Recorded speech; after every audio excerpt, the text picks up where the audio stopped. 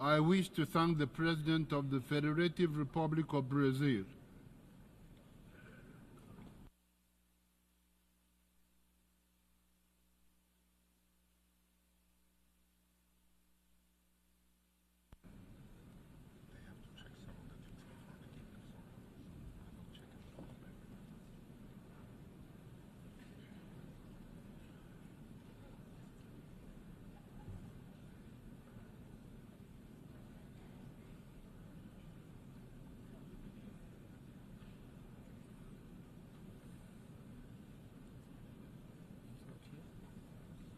they're checking a few things before he's here, but I think they're checking a few things. I don't know.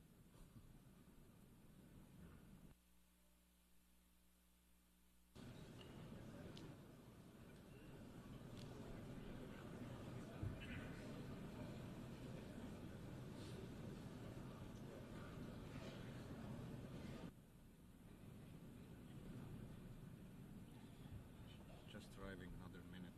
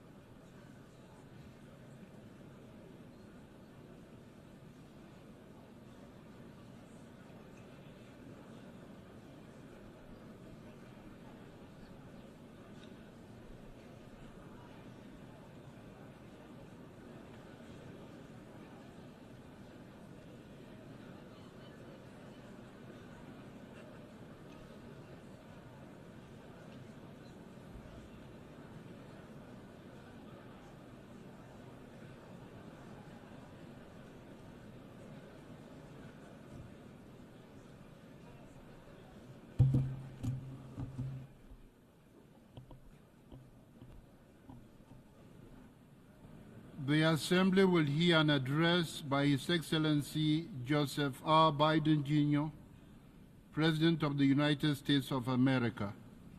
I request protocol to escort His Excellency and invite him to address the Assembly.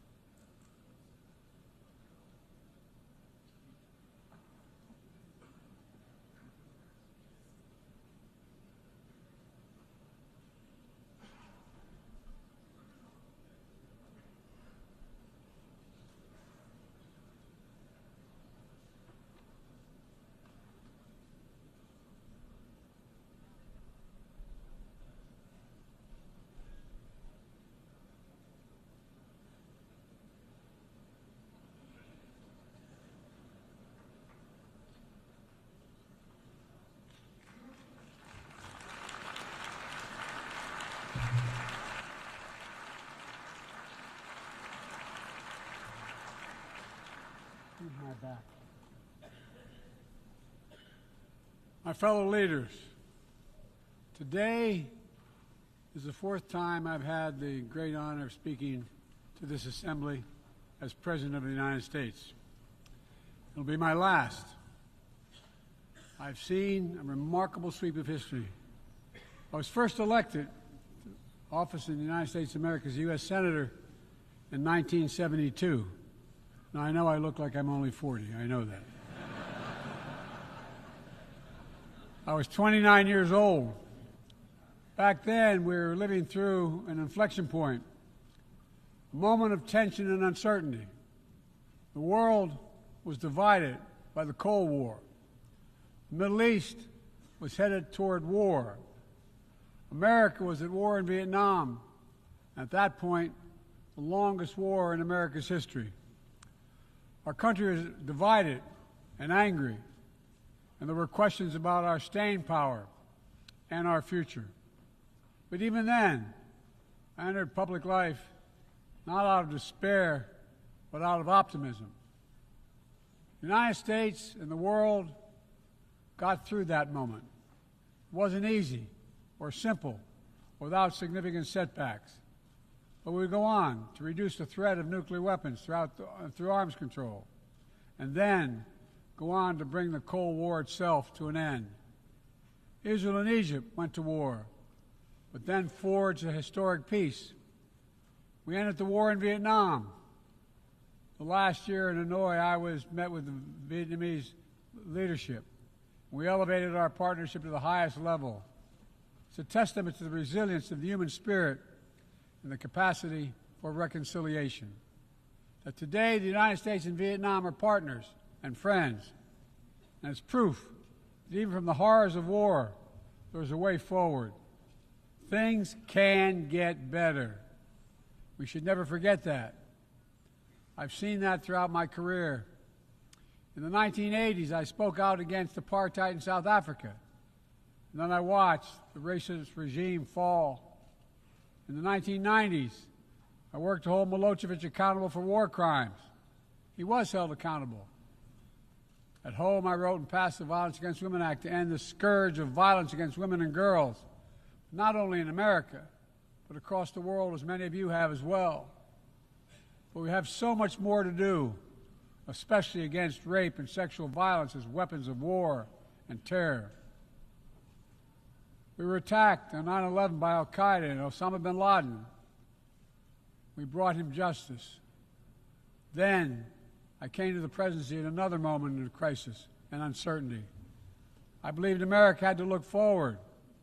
New challenges, new threats, new opportunities were in front of us. We needed to put ourselves in a position to see the threats, to deal with the challenges, and to seize the opportunities as well. We need to end the era of war that began on 9/11. As Vice President to President Obama, he asked me to work to wind down the military operations in Iraq, and we did, painful as it was. When I came to office as president, Afghanistan had replaced Vietnam as America's longest war. I was determined to end it, and I did. It was a hard decision, but the right decision.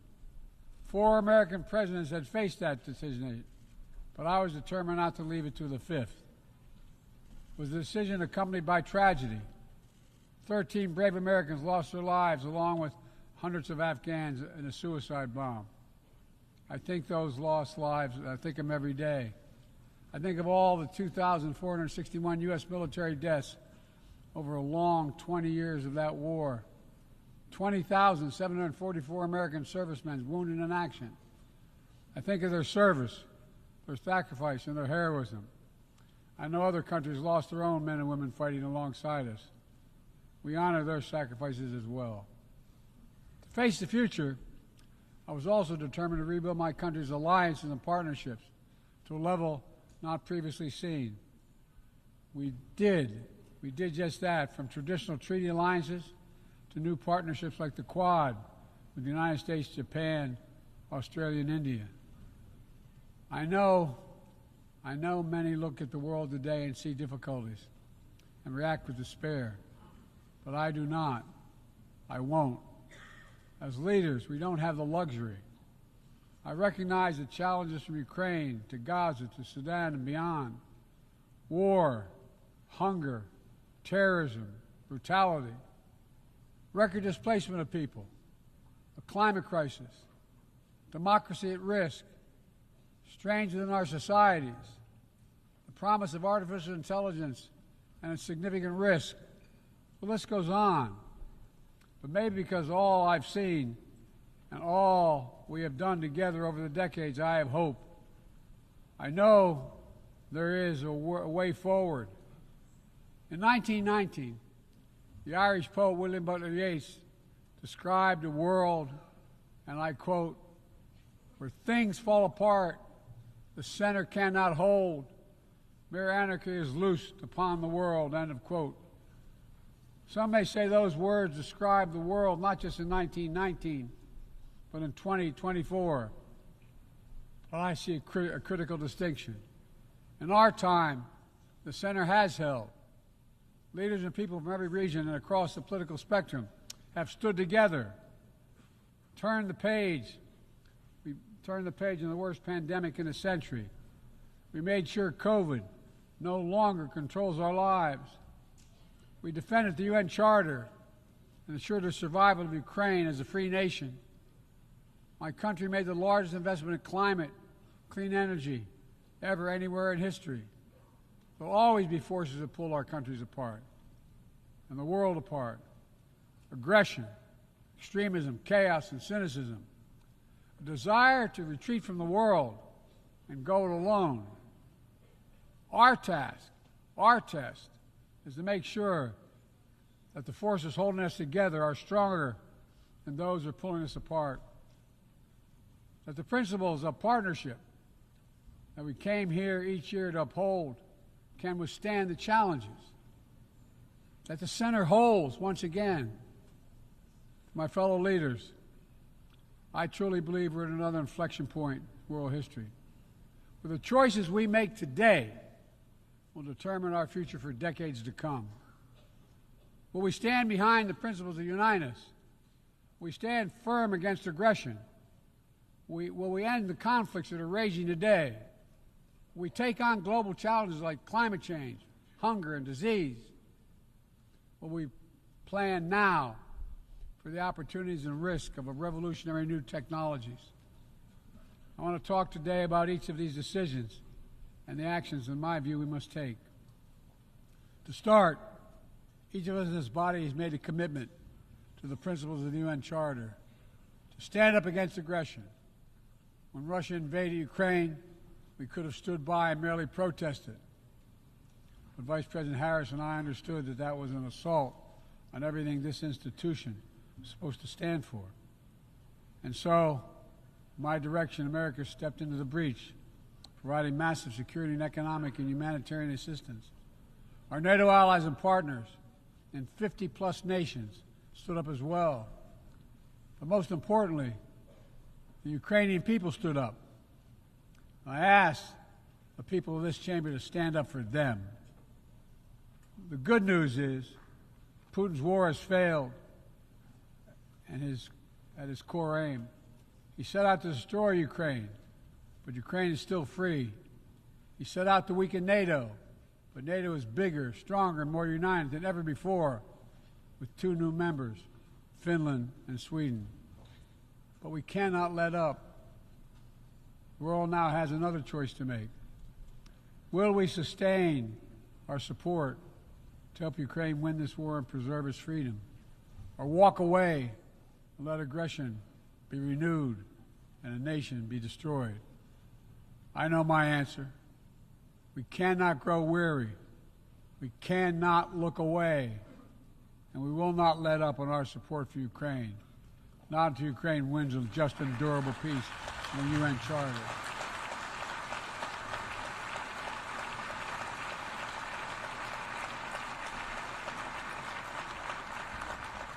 We also need to uphold our principles as we seek to responsibly manage the competition with China so it does not veer into conflict. We stand ready to cooperate on urgent challenges for the good of our people and the people everywhere. We recently resumed cooperation with China to stop the flow of deadly synthetic narcotics. I appreciate the collaboration. It matters for the people of my country and many others around the world. On matters of conviction, the United States is unabashed, pushing back against unfair economic competition, against military coercion of other nations in the South China Sea, and maintaining peace and stability across the Taiwan Straits, and protecting our most advanced technologies so they cannot be used against us or any of our partners. At the same time, we're going to continue to strengthen our network of alliances and partnerships across the Indo-Pacific. These partnerships are not against any nation. They're building blocks for a free, open, secure, and peaceful Indo-Pacific. We're also working to bring greater measure of peace and stability to the Middle East. The world must not flinch from the horrors of October 7th. Any country would have the right and responsibility to ensure that such an attack can never happen again. Thousands of armed Hamas terrorists invaded a sovereign state, slaughtering and massacring more than 1,200 people, including 46 Americans, in their homes and at a music festival. Despicable acts of sexual violence, 250 innocents taken hostage. I've met with the families of those hostages. I've grieved with them. They're going through hell. Innocent civilians in Gaza are also going through hell. Thousands and thousands killed, including aid workers. Too many families dislocated, crowding into tents, facing a dire humanitarian situation. They did not ask for this war that Hamas started. I put forward with Qatar and Egypt a ceasefire and hostage deal. It's been endorsed by the UN Security Council. Now is the time for the parties to finalize its terms, bring the hostages home, and secure security for Israel and Gaza free of Hamas' grip, ease the suffering in Gaza, and end this war. On October 7th,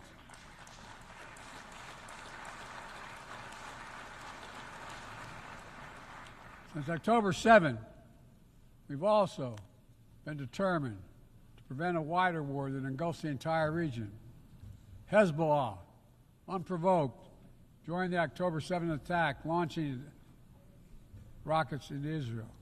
Almost a year later, too many on each side of the Israeli-Lebanon border remain displaced. A full-scale war is not in anyone's interest. Even if the situation has escalated, a diplomatic solution is still possible. In fact, it remains the only path to lasting security to allow the residents from both countries to return to their homes and the border safely. And that's what we're working tirelessly to achieve. As we look ahead, we must also address the rise of violence against innocent Palestinians on the West Bank and set the conditions for a better future, including a two-state solution where Israel enjoys security and peace and full recognition and normalized relations with all its neighbors, where Palestinians live in security, dignity, and self-determination in a state of their own.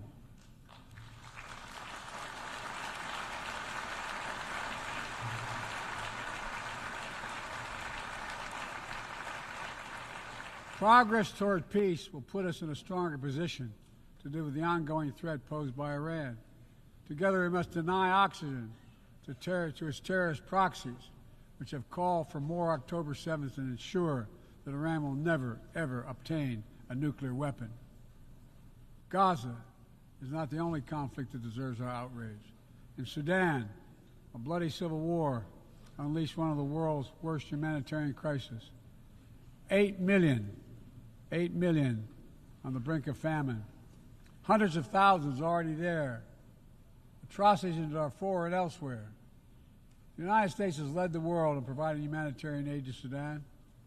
And with our partners, we've led diplomatic talks to try to silence the guns and avert a wider famine.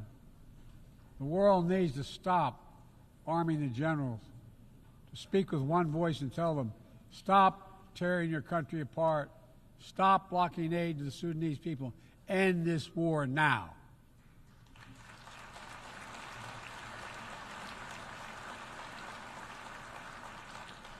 People need more than the absence of war. They need a chance to live in dignity. They need to be protected from the ravages of climate change, hunger, and disease. Our administration has invested over $150 billion to make progress and other sustainable development goals. It includes $20 billion for food security, and over $50 billion for global health. We've mobilized billions more in private sector investment. We've taken the most ambitious climate action in history. We've moved to rejoin the Paris Agreement on day one. And today, my country is finally on track to cut emissions in half by 2030. On track to honor my pledge to quadruple climate financing to developing nations with $11 billion thus far this year. We've rejoined the World Health Organization, donating nearly 700 million doses of COVID vaccine to 117 countries. We must now move quickly to face Mpox outbreak in Africa. We're prepared to commit $500 million to help African countries prevent and respond to Mpox and to donate 1 million doses of Mpox vaccine now.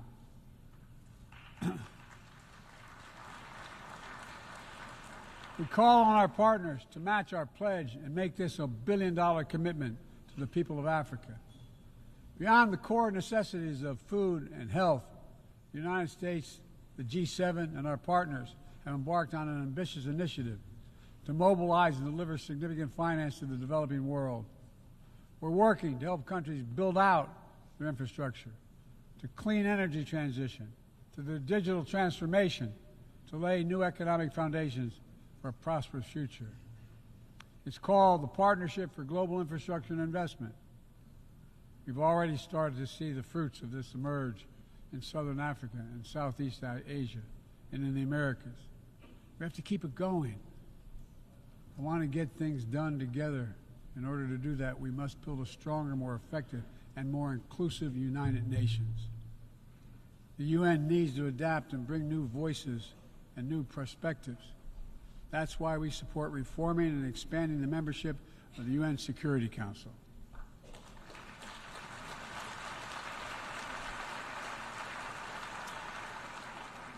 My UN ambassador just laid out our detailed vision to reflect today's world, not yesterday's. It's time to move forward.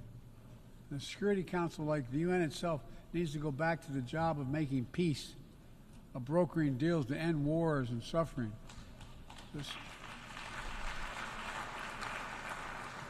And to stop the spread of the most dangerous weapons, of stabilizing troubled regions in East Africa, from East Africa to Haiti, to Kenya-led mission that's working alongside the Haitian people to turn the tide. We also have a responsibility to prepare our citizens for the future. We'll see more technological change, I argue, in the next 2 to 10 years than we have in the last 50 years. Artificial intelligence is going to change our ways of life, our ways of work, and our ways of war. It could usher in scientific progress at a pace never seen before, and much of it could make our lives better. But AI also brings profound risks, from deep fakes to disinformation, to novel pathogens, to bioweapons. We've worked at home and abroad to define the new norms and standards. This year, we achieved the first ever General Assembly resolution on AI to start developing global rules of the road. We also announced a declaration on the responsible use of AI, joined by 60 countries in this chamber. But let's be honest, this is just the tip of the iceberg, what we need to do to manage this new technology. Nothing is certain about how AI will evolve or how it will be deployed. No one knows all the answers. My fellow leaders, it's with humility I offer 2 questions. First, how do we as an international community govern AI? As countries and companies race to uncertain frontiers, we need an equally urgent effort to ensure AI's safety, security, and trustworthiness. As AI grows more powerful It must grow also must grow more responsive to our collective needs and values. Benefits of all must be shared equitably. It should be harnessed to narrow, not deepen, digital divides. Second, will we ensure that AI supports rather than undermines the core principles that human life has value and all humans deserve dignity? We must make certain that the awesome capabilities of AI will be used to uplift and empower everyday people, not to give dictators more powerful shackles on the human spirit. In the years ahead, there may well be no greater test of our leadership than how we deal with AI. Let me close with this. Even as we navigate so much change, one thing must not change. We must never forget who we're here to represent. We, the people. These are the first words of our Constitution, the very idea of America. They inspired the opening words of the UN Charter. I made the preservation of democracy the central cause of my presidency. This summer, I faced a decision whether to seek a second term as president. It was a difficult decision. Being president has been the honor of my life. There's so much more I want to get done. As much as I love the job, I love my country more. I decided after 50 years of public service, it's time for a new generation of leadership to take my nation forward. My fellow leaders, let us never forget, some things are more important than staying in power. It's your people.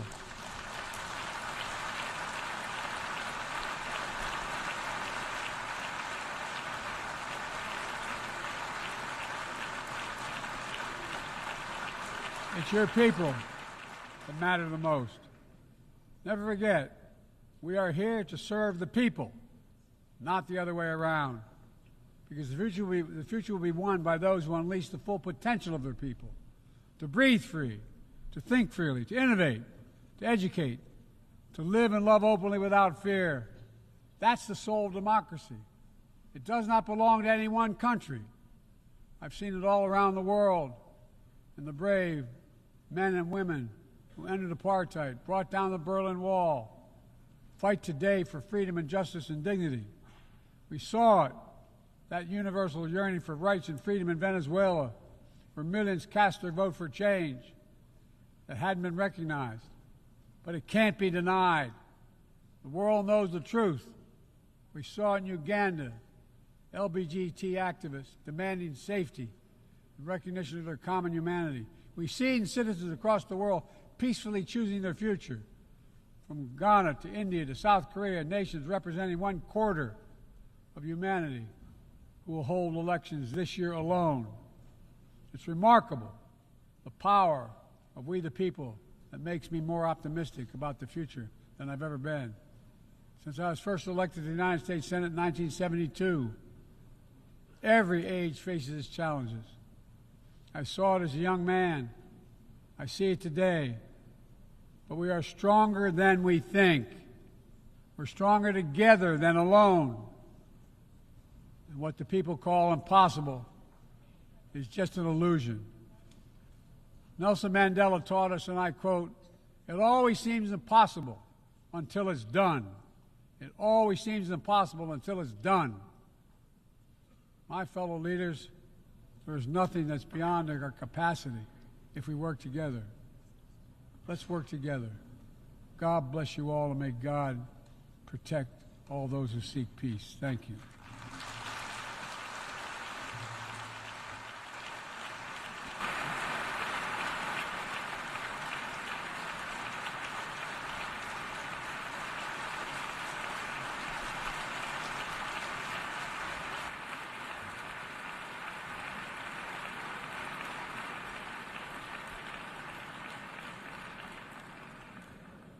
On behalf of the Assembly, I wish to thank the President of the United States of America. May I request representatives to remain seated while we suspend the meeting for 5 minutes before resuming to hear the next speaker.